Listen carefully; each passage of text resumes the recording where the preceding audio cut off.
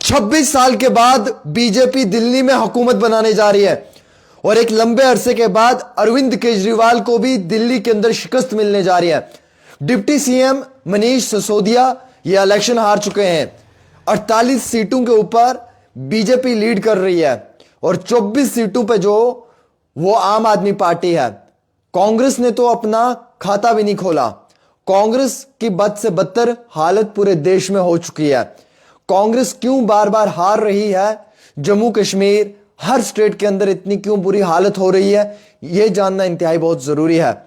आज आम आदमी पार्टी की सरकार दिल्ली के अंदर जो है वो बिलाखिर खत्म होने जा रही है और नई सरकार बनने जा रही है जिसमें कि नए चीफ मिनिस्टर बीजेपी के होंगे दिल्ली में और एक लंबे अरसे के बाद बीजेपी की हुकूमत दिल्ली में बनने जा रही है। और दोस्तों, मैं आपको ये बताना चाहूंगा कि आज शाम के 7 बजे ठीक देश के वजीर आजम नरेंद्र मोदी दिल्ली में भारतीय जनता पार्टी के हेडक्वार्टर्स में पहुंचेंगे और वहां पे अपनी स्पीच देंगे और उसके बाद न्यू दिल्ली का नया सीएम चेहरा कौन होगा उस पर डिस्कशन होगी, टेबल टॉक होगी। इसी दौरान उमर अब्दुल्ला का भी एक ट्वीट आया है। उमर अब्दुल्ला ने ट्वीट किया है और लड़ो आपस में, यानी कि इंतहाई उमर अब्दुल्ला का ट्वीट बड़ा अहमियत रखता है कि जो आपसी ताल्लुकात थे इंडिया अलायंस के बीच में वो खत्म हो चुके हैं, शायद जिसकी वजह से ऐसे हालात देखने पड़ रहे हैं। वहीं दूसरी ओर दिल्ली में एक लंबे अरसे के बाद लोगों ने बीजेपी को मैंडेट दिया है और एक नई तब्दीली की शुरुआत की है। हालांकि अरविंद केजरीवाल की सरकार में पानी फ्री, बिजली फ्री, एजुकेशन मजबूत, क्राइम में खात्मा, ये सब चीजें थी, लेकिन फिर भी वहां के लोगों ने जो है वो भारतीय जनता पार्टी को चुना, भारतीय जनता पार्टी को मैंडेट दिया और बीजेपी को ही जो है वो इख्तिदार में लाया। यानी कि अब बीजेपी की सरकार न्यू दिल्ली में बनने जा रही है और नए चीफ मिनिस्टर बीजेपी के होंगे। अरविंद केजरीवाल खुद भी इस समय 1,500 वोट से पीछे हैं और 1,500 वोट से बीजेपी का लीडर अरविंद केजरीवाल के अपोजिट में लीड कर रहा है। मनीष सिसोदिया जो डिप्टी सीएम थे बीजेपी, माफी चाहूंगा आम आदमी पार्टी के, वो हार चुके हैं। जो सीएम है इस वक्त आम आदमी पार्टी की, उनको भी शिकस्त मिलने जा रही है। बहुत बुरी हालत हो चुकी है।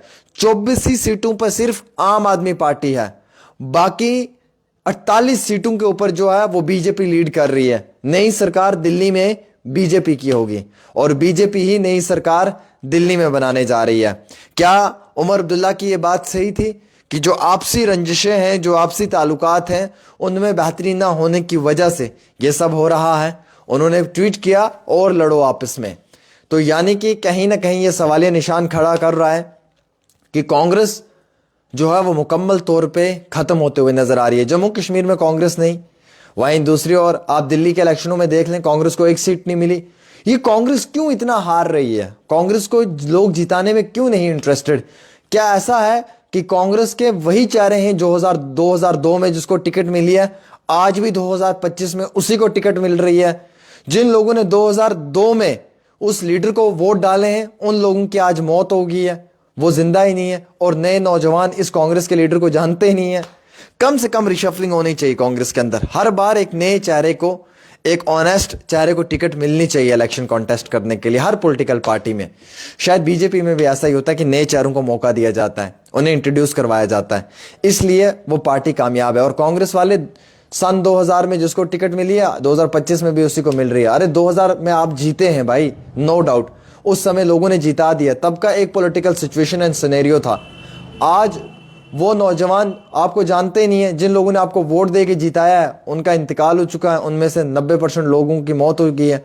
बाकी जो आज नई यंग युवा पीढ़ी के लोग हैं वो तो आपको जानते ही नहीं है। ये भी तो एक इंपॉर्टेंट फैक्टर है जिस पे हमें समझने की जरूरत है। फिलहाल दिल्ली में बीजेपी हुकूमत सरकार बनाने जा रही है और दिल्ली के अंदर ढोल ताशे बजाकर सेलिब्रेशन हो रही है बीजेपी के ऑफिस में। मुकम्मल तौर पर इस बारी की कामयाबी दिल्ली के इलेक्शंस में बीजेपी को मिल रही है और बीजेपी की नई सरकार होगी दिल्ली के अंदर।